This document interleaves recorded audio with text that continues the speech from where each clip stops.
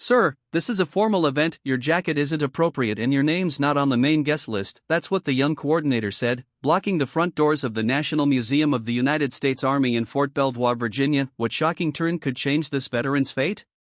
The man he turned away, an old Marine, silent, limping, clutching a faded invitation with trembling hands. It was November Veterans Day weekend. Inside, champagne glasses clinked, cameras flashed outside, a war hero denied entry to his own legacy. What secret would silence the room? What happened next silenced the room, and by night's end, a four-star general would shut down the entire gala. Welcome to Graceful Valor Stories, where tales of compassion and kindness are told. Let's uncover what really happened.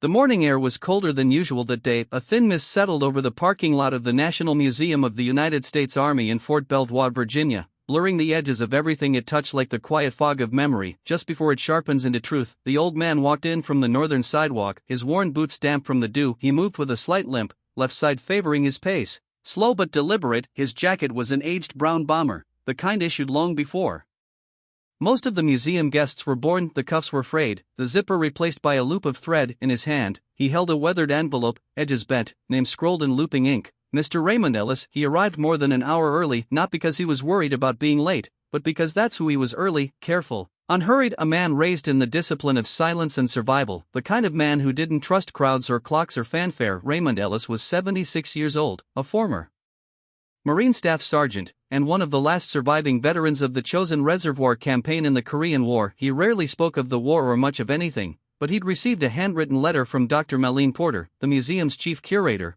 personally inviting him to attend the opening gala for the new Korean War exhibit, a space she said he helped shape through artifacts, field sketches, and carefully offered memories. She promised he wouldn't have to give a speech, just show up. He hadn't RSVP'd, he never liked ceremonies, but today he came anyway. When he reached the front of the building, where a stretch of red carpet had been rolled out beneath the soft glow of morning lights, he paused, adjusted the collar of his jacket. Groups of guests passed by, young men in tailored suits, women in glittering dresses, clutches in hand, heels clicking against the polished stone. No one noticed him. At the check-in table, a young man with slicked back hair and a silver name tag, Ethan Miles, event coordinator, stood behind a sleek tablet, greeting guests with a rehearsed smile. Raymond waited until the line thinned, then stepped forward and handed over the envelope. "I'm Raymond Ellis," he said, voice steady but quiet. "I received a letter from Dr. Porter." Ethan opened the envelope, eyeing the creased paper like it might stain his fingers. He scanned it briefly, then looked up. "I'm sorry, sir, I don't see your name on the primary guest list. This appears to be a supplementary invite from the curatorial team." Raymond nodded. "She asked me to attend." Ethan's eyes swept over him, the scuffed boots, the old bomber jacket, the age. "Well," he said, lowering his voice a notch, "this is a black tie event. Dress code is formal. The invitation doesn't override that." He gestured toward the jacket. "That's not formal." Where Raymond said nothing. "I'm afraid I can't let you in, sir." Ethan added, "We have to maintain a certain standard for our guests." The words weren't cruel, but they were practiced, dismissive enough to draw a few glances from nearby guests. A woman whispered to her companion. A man stared for a beat too long before turning away. Raymond didn't argue. He folded the envelope and slipped it back into his jacket pocket. Then he stepped aside quietly and walked toward the velvet rope that marked the exhibit entrance. He didn't try again. He just stood there. From where he stood, he could see the exhibit through the glass, large black and white photographs, dim spotlights on display cases, and in the center, a massive campaign map. He recognized it. It had started as a pencil sketch on damp field paper in the winter of 1950. That map had once saved lives, now it was a talking point. He stood still while leaning without shifting, like a man trained to wait. Inside the museum lobby,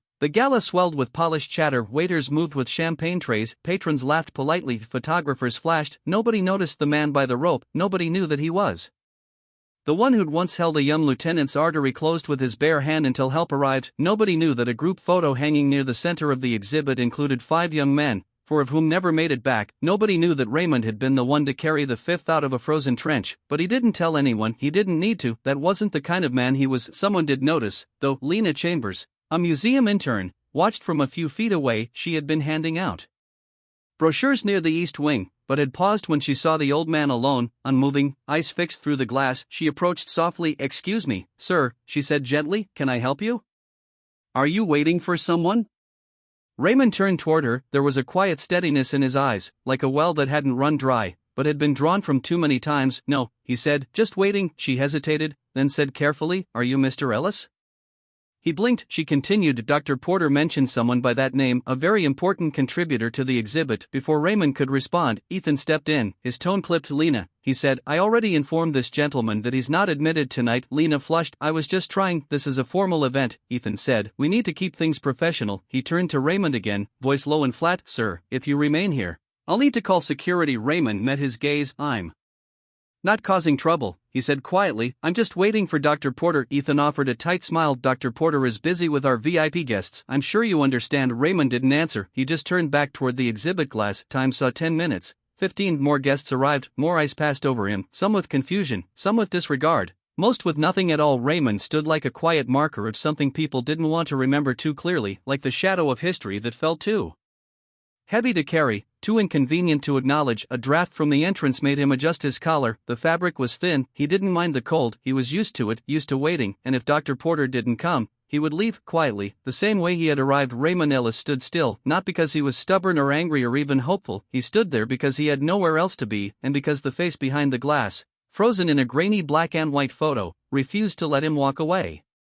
Casey, a second lieutenant from Omaha with freckles and a laugh that always came out half a second too loud, fresh out of West Point, green as spring wheat, called Raymond Sargenty. The photo had caught them all in the days before the last push through Chosin. 5 Marines packed into a trench, half smiling, half exhausted. Raymond was crouched low in the back, eyes shadowed, snow caught in his collar. Casey had written home the night before that photo, told his mother the cold wasn't so bad, that he was learning a lot, that he had a good NCO looking out for him. Raymond remembered reading that letter after. He didn't know why they'd used that photo for the exhibit. There were better ones where the boys looked alive, but maybe that was the point. Maybe people needed to see what war really took. The sound of doors hissing open behind him broke the silence. Bootsteps followed, measured, deliberate, not the shuffle of guests or the nervous tap of interns. These were military boots, the kind that knew formation, ceremony. Raymond didn't turn, not yet. He didn't have to. He knew the rhythm, the weight, the bearing. He felt it in his bones like instinct. The crowd inside quieted. Even the music from the string quartet trailed off like a breath held too long. A voice carried across the lobby, calm, commanding,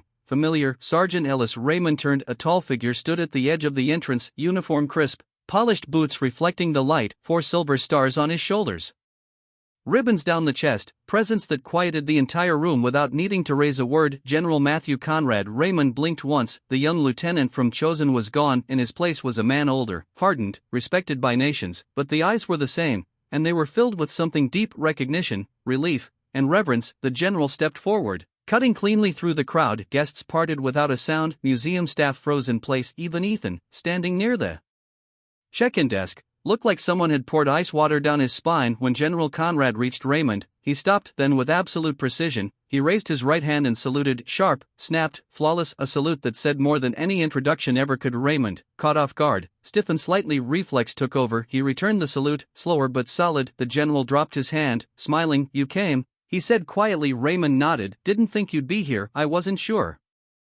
you would be. They stood in silence for a moment, 2 men with half a century in a war between them. Then Conrad turned to the crowd and spoke, not with a microphone, not with a speech, but with the voice of a man who didn't need amplification to be heard. This man, he said, loud enough for everyone in the lobby to hear, is why I'm standing here today. People looked around, confused. The general continued, most of you don't know what the Chosin Reservoir was. You know the name, maybe the year, but you don't know what 30 below zero does to a man, what it means to march through ice, wounded, surrounded, what it means to leave no one behind, even when it means dying with them. He turned back to Raymond, but Raymond looked down, jaw tight. The general went on, I was 23 and stupid. Green took a round through the hip and fell face first in the snow, would have bled out right there. Frozen to death before morning. His voice dropped, but he came back for me under fire, carried me 600 yards, took a piece of shrapnel in the shoulder and kept going and dragged 2 other wounded with us, refused to be medevaced until every man in his squad was accounted for. He stepped closer. You saved my life, Sergeant Ellis, and you've never once taken credit for it. Raymond didn't respond. He didn't need to, because behind his silence was a lifetime of truth. The general turned to Ethan, who now looked like he wished he could vanish into the floor. Is it true, Conrad asked, his voice dangerously calm, that this man was denied entry to this event? Ethan swallowed hard. General, sir, there was a dress code and he wasn't on the main list. The general held up a hand. Enough. He turned back to the room. We came here tonight to honor history, to celebrate those who served, and yet, we turned away one of the very few still living. Who was that history? The room was dead silent now. Nobody moved. Conrad's voice dropped again, softer, but but heavier. I've seen young men freeze to death in foxholes, I've watched brothers carry brothers across open snow under mortar fire, and I've seen what happens when this country forgets who paid for its freedom." He looked directly at Ethan. "This man is not dressed inappropriately, he is dressed in history." Conrad stepped to Raymond's side. "If he's not welcome here, then neither am I," and with that, he turned to the museum director, to the staff, to the crowd. "This gala," he said clearly, "is over." Gasps, murmurs, then complete stillness. He wasn't bluffing. One by one, members of the military delegation turned on their heels and followed him. Honor guards, commanders, aides, leaving trays of champagne behind, conversations unfinished, spotlights cooling under silence. The general gestured to Raymond. "Let's go see the exhibit you built," he said. "You've earned more than a glance through glass." Raymond hesitated, then nodded. As they walked side by side into the heart of the museum, the crowd parted once again, not out of formality this time, but something quieter, something deeper, respect, and behind them, the echo of boots on marble followed like thunder. Memory, Chosin Reservoir, 1950. The snow was coming down sideways, the wind howled across the ridgeline,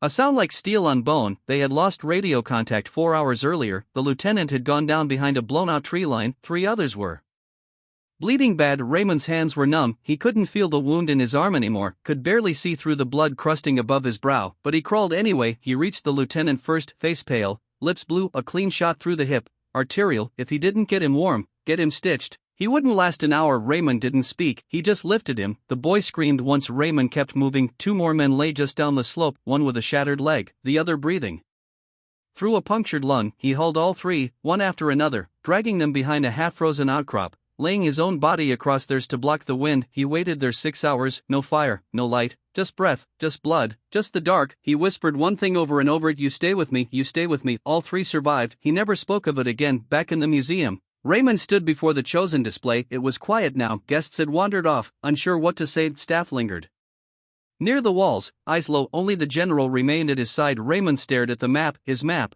the pencil notations now laser printed and framed. He pointed to a spot near the southern edge. "We came down through here," he said softly. "Should have been a suicide run, but the ice held." The general nodded, listening. Raymond took a breath, his voice low and gravelly, seemed to stretch across time. "I lost 11 men that night." He didn't say their names, he didn't need to. The silence did that for him.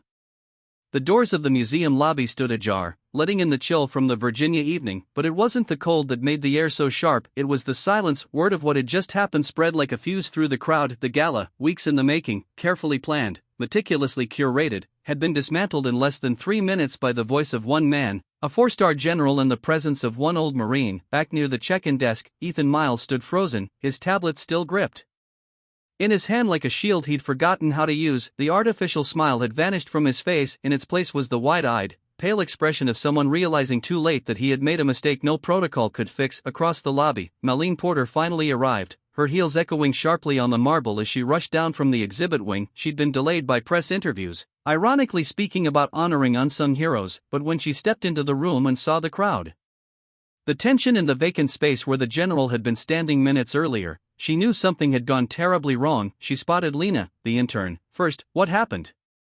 Malene whispered, her voice tight. Lena looked at her. "He was denied entry, Mr. Ellis, because of his clothes." Ethan said he didn't meet the dress code. Malene's face went still, the blood drained from her cheeks. She turned, scanning the room until she saw them, Raymond Ellis and General Conrad, standing side by side near the Chosin Reservoir display. Raymond was speaking quietly, pointing to something on the exhibit. The general listened, arms folded behind his back, head bowed with respect. Malene didn't wait for permission. She walked fast down the corridor behind the velvet ropes and soft spotlights. Raymond's fingers touched the edge of the display glass. "I drew that map under a mess tent. We'd lost comms, had to navigate by stars and instinct." Conrad nodded. "They based the whole exhibit's movement pattern on it. I never thought I'd see it framed a beat. I didn't draw it to be framed." Raymond added, "I drew it so boys could make it home." Then Malene appeared. Her voice came gently. "Mr. Ellis." Raymond looked up. She stepped forward slowly, like someone approaching hallowed ground. I'm so sorry," she said, hands clasped. "I had no idea. I should have met you personally at the entrance." Raymond gave a small nod. "Didn't come here for introductions." Conrad's gaze turned sharp again. "He was told to leave," the general said flatly, "in front of guests." He stood outside the exhibit dedicated to the war he fought in, while people in tuxedos drank wine beside his memories. Malene nodded.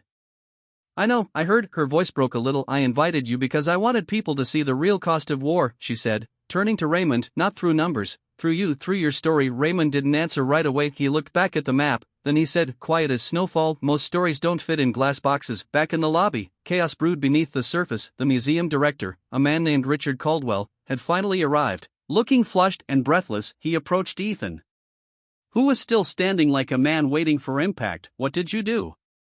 Caldwell hissed, voice low, but sharp. Ethan tried to speak. "I followed procedure. He wasn't on the main list. He was wearing..." Caldwell grabbed his arm. "That was Staff Sergeant Raymond Ellis. You denied entry to a veteran whose field notes are the foundation of our entire chosen exhibit." "I didn't know." "You didn't ask." Caldwell turned away before his voice rose further. Guests were beginning to murmur. A couple slipped out the door. The military delegation had already exited. A few junior officers stayed behind out of confusion, unsure of protocol. No one wanted to be the one to restart the music. No one wanted to refill champagne glasses while that moment still hung in the air. Then quietly, General Conrad and Raymond Ellis stepped back into the lobby. They didn't say a word, but their presence spoke enough. Dr. Porter walked beside them, face solemn. Conrad looked to the crowd, then directly to the museum staff. His voice wasn't raised, but it didn't need to be. "As of this moment," he said, "every active duty service member is withdrawing from this event. I've instructed my team to make no further public appearances on behalf of this gala." Gasps rippled through the lobby. "Donations will be returned."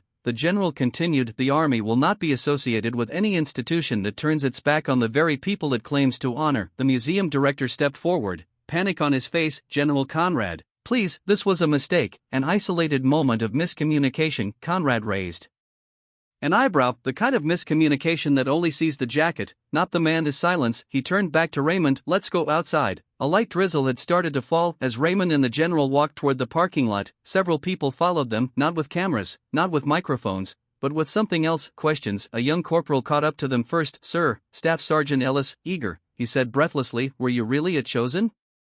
Raymond looked at him. "I was." The corporal stood straighter. "My grandfather was with the 7th Marines. He never talked about it, not once." Raymond nodded. "Most of us didn't." The corporal swallowed hard. "Thank you, sir." Raymond gave him a small nod, then kept walking. By morning, the story had broken. 4-star general shuts down Army gala in protest of disrespect toward war veteran. The headlines were everywhere: local, national, military forums, veteran advocacy groups. Social media exploded, not because it was dramatic, but because it was real. A moment of truth too rare in a world full of noise. Video clips surfaced. The general's speech, the quiet way Raymond stood without flinching, the moment the entire room stilled when a man in a decades-old bomber jacket was saluted by one of the Army's most decorated officers. People didn't scroll past, they stopped, they listened, they watched, and many of them wept, not because it was sad, but because it was sacred. Inside the museum, things changed fast. By noon, Ethan Miles was gone, his nameplate removed, his access card revoked. An official apology was released by the board, signed and broadcast. Dr. Porter, who had remained by Raymond's side throughout the morning, made a decision of her own. She issued a formal proposal to name the chosen exhibit after Raymond Ellis. Caldwell pushed back at first until the board,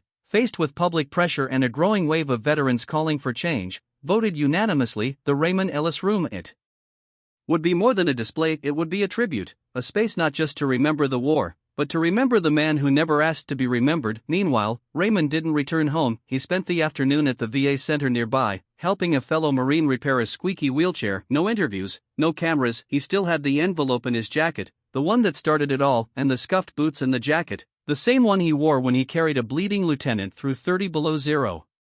Hell, the same one he wore when a boy too young to shave died in his arms, whispering the name of his mother, the same one he wore when nobody saluted him, and again, when someone finally did. That night, back in his modest apartment, tucked above a hardware store, Raymond sat by the window. He didn't watch the news, he didn't read the headlines, he just looked out across the parking lot where the street lamp flickered every few seconds like a heartbeat. In his lap was a letter written in strong, precise handwriting from General Conrad. "You didn't just save my life in 1950, you saved something else in that museum, something we forgot we were losing. I can't undo the years, but I can promise you this: your silence has always spoken louder than the world's applause." Raymond set the letter aside. He didn't need the words, but it was good to know someone finally said them. For the first time in over 5 decades, someone knocked on Raymond Ellis's door, not out of obligation, but out of respect. It started small. A letter slipped into his mailbox, no return address, just a hand-drawn American flag on the envelope. Inside was a child's note in blue crayon. "Dear Mr. Ellis, my daddy says you're a hero. Thank you for helping people like him. I love to do." Raymond held the letter for a long time that night, not like a soldier holding orders,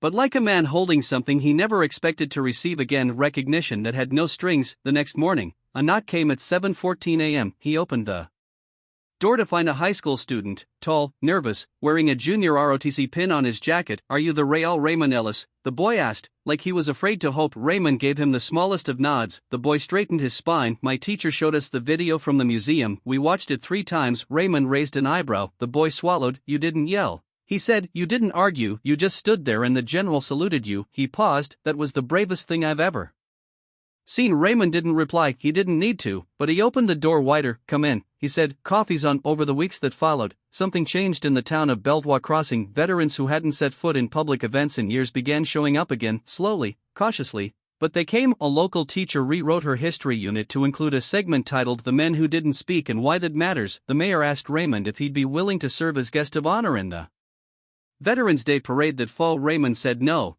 but he agreed to walk at the back of the procession next to a 92-year-old Korean War medic who hadn't worn his service cap in 20 years. They didn't wave, they didn't speak, but every block they passed fell silent, not out of duty, but reverence. The National Museum made its changes, too. The chosen exhibit was rededicated with no ribbon cutting, no fireworks, just a single plaque, simple, plain, "The Raymond Ellis Room, for the ones who didn't ask to be remembered, but remembered anyway." Underneath a bench was added, crafted from repurposed oak, polished by hand. A small sign hung above it: "Please sit, please remember." And they did. Sometimes school kids, sometimes fellow veterans, sometimes just people passing through needing a place to understand why quiet men matter. But perhaps the most unexpected ripple came from someone who never met Raymond face to face. Lena Chambers, the museum intern who had tried to speak up at the gala, never forgot the weight of that night. She graduated the following spring, and in her final research paper she wrote, "We teach military history through battles, through bloodlines and borders, but we rarely teach the moments that happen after the moments. No camera captured, no trumpet announced, like the moment a man stood outside a museum in silence wearing the same jacket he wore when he carried a bleeding officer through a frozen mountain pass. That man didn't speak, but in doing so, he reminded us what history actually is. Not stories in textbooks, but lives we pass by unless we choose to see." Her professor wept reading it, so did a few members of the board, so did Dr. Porter. They framed the paper and hung it outside the exhibit entrance. No signature, no headline, just a small caption in bronze: "She saw him." Raymond never chased any of this. He didn't write books, didn't attend ceremonies, didn't stand for applause. He spent most days walking to the VA hospital just to sit in the waiting room and chat with the orderlies. He brought flowers once a week to the grave of his late wife, Helen. He fixed a neighbor's leaky sink, returned shopping carts left loose in the grocery lot. He didn't wear medals, but he always wore the jacket, the one that still carried the faint scent of oil and war and snow. And every so often, once or twice a month, someone new would knock at his door, sometimes a veteran, sometimes a kid, sometimes a stranger who'd seen the video online and driven hours just to say thank you. Raymond never turned them away. He'd open the door, nod once, and let them in. He didn't tell war stories, he didn't need to. He just poured coffee and listened. On a quiet Sunday evening, almost 1 year to the day after the gala, General Matthew Conrad returned to the museum. No ceremony, no press, just him. He made his way through the exhibit, past the artifacts, past the medals under glass. When he reached the bench, under the plaque, he sat down. He carried no folder, no notes, only a folded letter in his jacket. He sat for nearly 20 minutes, then he stood, took out the letter, and placed it gently beneath the plaque. And as he turned to leave, a young family walked in: mother, father, daughter, and a boy no older than 9. The boy looked up at the general, eyes wide. "Are you him?" he whispered. "The one who saluted the old man?" The general paused, then knelt beside him. "No," he said softly, "I'm the one who finally learned." Raymond Ellis passed away 6 months later, quietly in his sleep. No final speeches, no last words. He simply didn't wake up. When the news spread, people came, not for spectacle, but for memory. A retired Army nurse flew in from Kansas, a former corporal made the trip from Michigan. Even a few who had only known a story online came and stood outside the small chapel, hands clasped, heads bowed. General Conrad spoke briefly. He didn't list awards, he didn't recount battles, he simply said he lived his life the way he fought his war, without asking for recognition and without ever walking away from what was right. Then he stepped aside and the chapel fell silent, not out of tradition, but out of something older than tradition: respect. Months later, the museum unveiled one last edition. Near the exit hall, way past the rows of names, stood a small wooden case. Inside was a single item: a brown leather bomber jacket, frayed, faded, zipper mended with thread, a plaque read: Staff Sergeant Raymond Ellis, Korea, 1950. He never asked for honor, but his silence demanded it. And that's how he was remembered, not with noise, but with the weight of quiet that changed a room, not with grand gestures, but with the stillness that makes others stand tall beside you. He had no need to shout, because when men like him speak, even the most powerful listen, and when they're gone, their silence echoes forever. In our darkest moments, Kindness still finds a way, often in the quietest places. Not everyone who helps wants recognition, some just need to know that today someone isn't going hungry, and sometimes that alone is enough to change a life. You may forget the story, but if no one retells it, history stays silent forever. Subscribe to Graceful Valor Stories, where justice is honored, kindness is remembered, and no act of quiet heroism is ever lost.